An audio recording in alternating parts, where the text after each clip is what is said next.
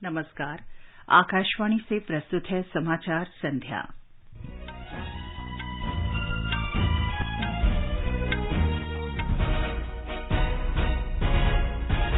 हिमाचल प्रदेश में विधानसभा चुनाव के लिए प्रचार तेज। प्रधानमंत्री नरेंद्र मोदी ने मंडी और सोलन जिलों में चुनावी रैलियों को संबोधित किया। गुजरात में विधानसभा चुनाव के पहले चरण के लिए नामांकन शुरू।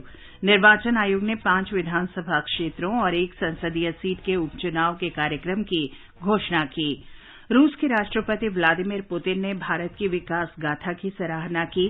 भारतीयों को प्रतिभावान और कृत संकल्प बताया। क्रिकेट में इंग्लैंड न्यूजीलैंड के बाद 2020 विश्व कप के सेमीफाइनल के लिए क्वालीफाई करने वाली दूसरी टीम बनी। ऑस्ट्रेलिया टूर्नामेंट से बाहर।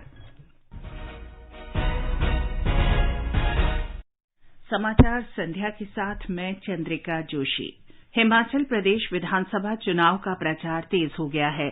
मतदान में केवल 5 दिन शेष हैं।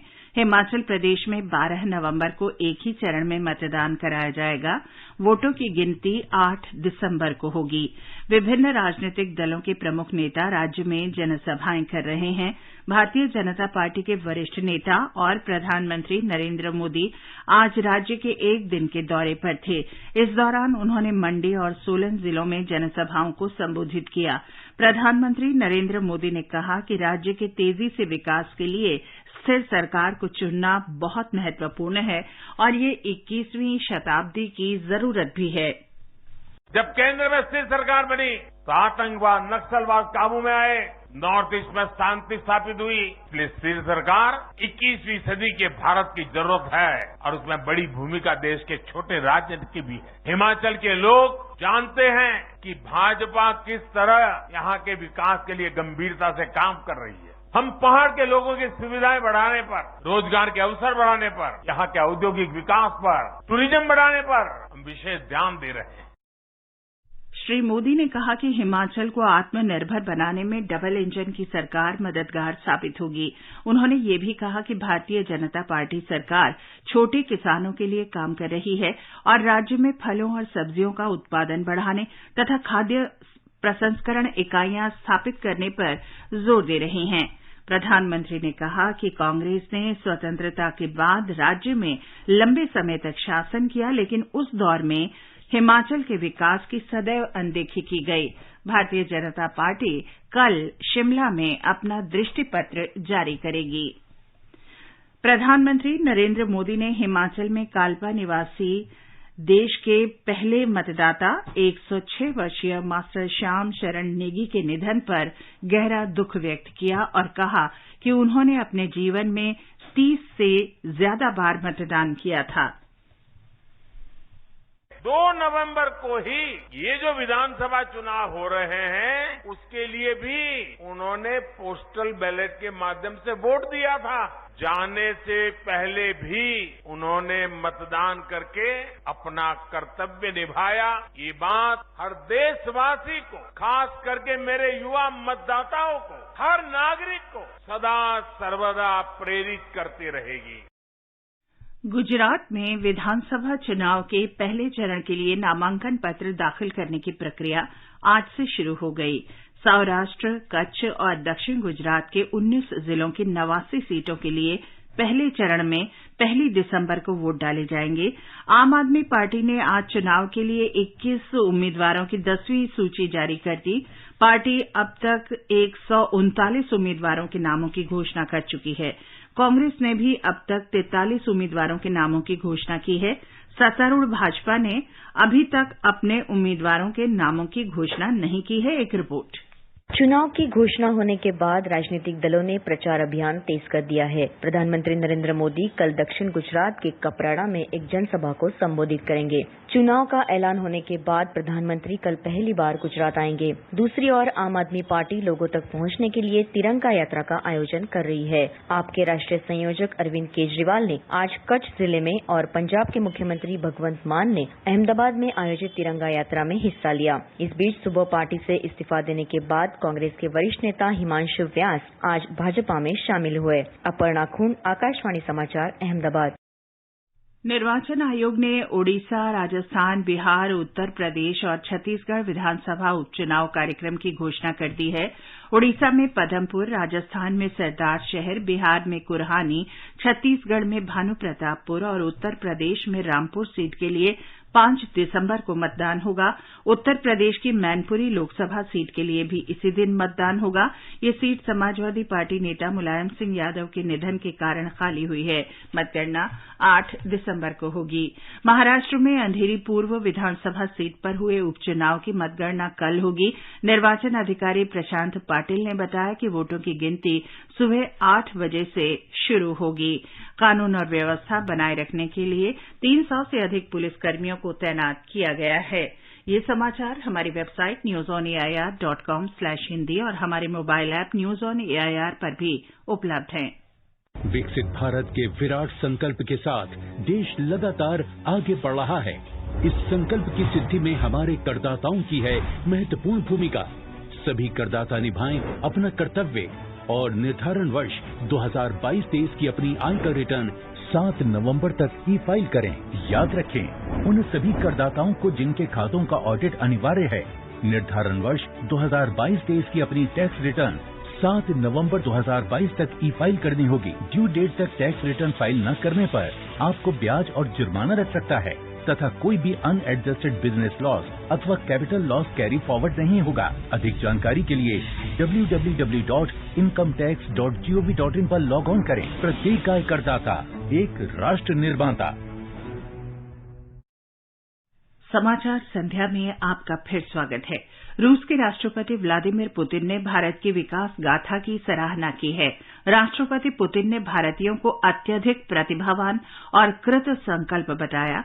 वे राष्ट्रीय एकता दिवस के अवसर पर रूस ऐतिहासिक सोसाइटी की 10वीं वर्षगांठ पर आयोजित बैठक को संबोधित कर रहे थे। राष्ट्रपति पुतिन ने पिछले सप्ताह भी भारत के साथ रूस के विशेष संबंधों का उल्लेख किया था। उन्होंने स्वतंत्र विदेश नीति का पालन करने के लिए प्रधानमंत्री मोदी की प्रशंसा की थी।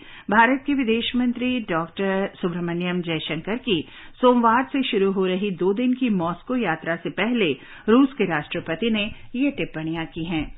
नेपाल में 20 नवंबर को होने वाले संसदीय और प्रदेश सभा चुनाव के लिए भारत ने नेपाल को 200 वाहन उपहार स्वरूप दिए हैं।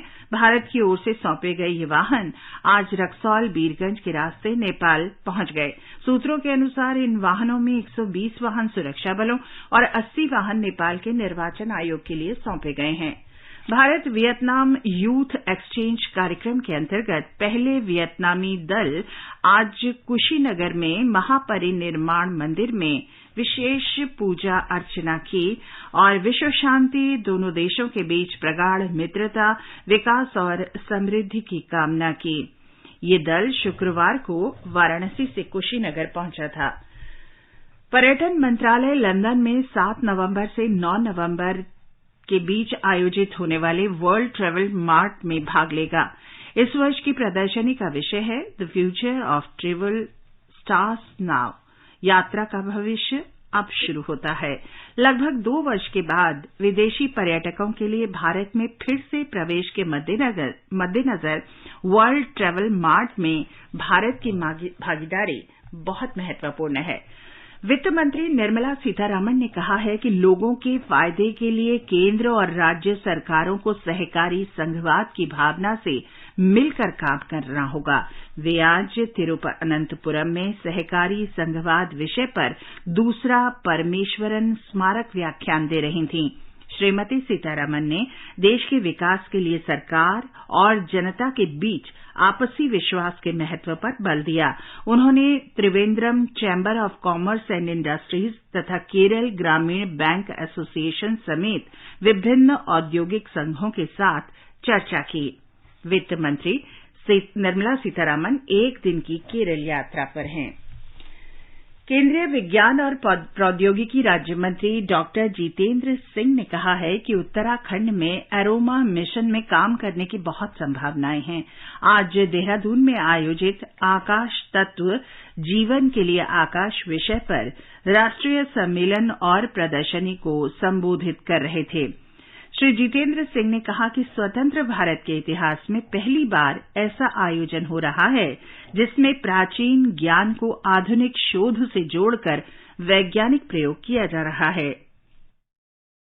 पहली बार भारत सरकार की ओर से मोदी जी के नेतृत्व में ये जो आप देख रहे हैं प्रदर्शनी इसीलिए कि जो नए स्टार्टअप्स आ रहे हैं, जो रोजगार के नए आयाम, नए साधन इन अलग अलग क्षेत्रों से निकल रहे हैं, उसकी किस प्रकार से जानकारी इन युवाओं में भी हो और किस प्रकार आधुनिक विज्ञान और उसके नवाचार को हम भिन्न भिन्न क्षेत्रों में सदुपयोग में ला सके। उदाहरण के तौर पर कृषि के क्षेत्र में किस प्रकार ड्रोन का उपयोग हो सकता है, उसकी प्रदर्शनी चल रही है। इसी प्रकार स्वामित्व का काम जो मोदी जी के आदेश अनुसार चल रहा है। केंद्रीय आयुष मंत्री सर्बानंद सोनोवाल ने कहा है कि आयुर्वेद उत्पादों की विश्वसनीयता और स्वीकार्यता दुनिया भर में बढ़ी है। श्री सोनोवाल ने आज पुणे में राष्ट्रीय प्राकृतिक चिकित्सा संस्थान का दौरा करने के बाद ये बात कही। उन्होंने कहा कि 2014 तक आयुष उत्पाद बाजार का स्तर केवल $3 अरब था, जो अब 18 अरब 20 करोड़ डॉलर के स्तर पर पहुंच गया है। ये समाचार आकाशवाणी से प्रसारित किए जा रहे हैं। ताजा समाचार जानने के लिए आप हमारे Twitter handle @AIR News Hindi को फॉलो कर सकते हैं। अपने बिजनेस को बढ़ाने के लिए लीजिए आकाशवाणी का सहयोग और दीजिए उसे बुलंदियों के पंख। आपका बिजनेस लोकल है या राष्ट्रीय, आकाशवाणी देती है उपभोक्ताओं तक पहुंचने का हर विकल्प। और अब तो आप घर, दफ्तर या दुकान पर बैठे बैठे कर सकते हैं आकाशवाणी के किसी भी केंद्र के लिए विज्ञापनों की बुकिंग। आकाशवाणी के विभिन्न चैनलों पर विज्ञापन देना सुलभ और सस्ता। बुकिंग है तो संपर्क करें 8700014242 पर। 8700014242। ये आकाशवाणी है। आईसीसी T20 क्रिकेट विश्व कप में ग्रुप 1 में इंग्लैंड ने श्रीलंका को 4 विकेट से हराकर सेमीफाइनल में जगह बना ली है। इस ग्रुप से न्यूजीलैंड पहले ही सेमीफाइनल में पहुंच चुका है। मेलबर्न में कल भारत का मुकाबला जिम्बाब्वे से होगा। आकाशवाणी से मैच का आंखों देखा हाल दोपहर 1:30 से प्रसारित किया जाएगा। कल ही पाकिस्तान का सामना बांग्लादेश से और दक्षिण अफ्रीका का सामना नीदरलैंड से होगा। जर्मनी में हाइलो ओपन बैडमिंटन टूर्नामेंट के पुरुष सिंगल्स के सेमीफाइनल में आज किदाम्बी श्रीकांत का सामना इंडोनेशिया के एंथनी सिनिसुका गिटिंग से होगा। वहीं महिला डबल्स के सेमीफाइनल में ट्रिसा जॉली और गायत्री गोपीचंद की जोड़ी थाईलैंड की बेंयापा और नूत करान की जोड़ी के साथ खेलेंगी। राष्ट्रीय अन्वेषण अभिकरण NIA ने डी कंपनी के दाऊद इब्राहिम, छोटा शकील और डी कंपनी के गिरफ्तार किए गए 3 लोगों के खिलाफ अब तक का पहला आरोप पत्र दायर किया है। आरिफ, भाईचांद, शब्बीर और सलीम फ्रूट इस मामले में गिरफ्तार किए गए अभियुक्त हैं। इनके खिलाफ 3 फरवरी 2022 को मुंबई में NIA पुलिस स्टेशन में मामला दर्ज किया गया था। केंद्रीय आवासन और शहरी मामलों के मंत्री हरदीप सिंह पुरी ने आज नए संसद भवन के निर्माण कार्य की समीक्षा की। एक ट्वीट में उन्होंने बताया कि काम तेजी से हो रहा है। श्री हरदीप पुरी ने कहा कि भारत की प्राचीन सांस्कृतिक विरासत से प्रेरित वास्तुशिल्प के साथ ये अत्याधुनिक भवन है। राष्ट्रीय राजधानी दिल्ली की वायु गुणवत्ता में थोड़ा सुधार हुआ है। आज शाम 6 बजे संपूर्ण वायु गुणवत्ता सूचकांक 373 दर्ज किया गया। केंद्रीय प्रदूषण नियंत्रण बोर्ड के डाटा के अनुसार राष्ट्रीय राजधानी क्षेत्र में वायु गुणवत्ता अब सुधर कर बहुत खराब श्रेणी में आ गई है। दिल्ली सरकार ने आज से स्थिति में सुधार होने तक सभी प्राथमिक विद्यालयों को बंद कर दिया है। और अंत में मुख्य समाचार एक बार फिर। हिमाचल प्रदेश में विधानसभा चुनाव के लिए प्रचार तेज। प्रधानमंत्री नरेंद्र मोदी ने मंडी और सोलन जिलों में चुनावी रैलियों को संबोधित किया। गुजरात में विधानसभा चुनाव के पहले चरण के लिए नामांकन शुरू। निर्वाचन आयोग ने 5 विधानसभा क्षेत्रों और 1 संसदीय सीट के उपचुनाव के लिए कार्यक्रम की घोषणा की। रूस के राष्ट्रपति व्लादिमीर पुतिन ने भारत की विकास गाथा की सराहना की है। भारतीयों को प्रतिभावान और कृत संकल्प बताया। और इंग्लैंड न्यूजीलैंड के बाद 2020 क्रिकेट विश्व कप के सेमीफाइनल के लिए क्वालीफाई करने वाली दूसरी टीम बनी ऑस्ट्रेलिया टूर्नामेंट से बाहर। इसके साथ ही समाचार संध्या का ये अंक समाप्त हुआ। नमस्कार।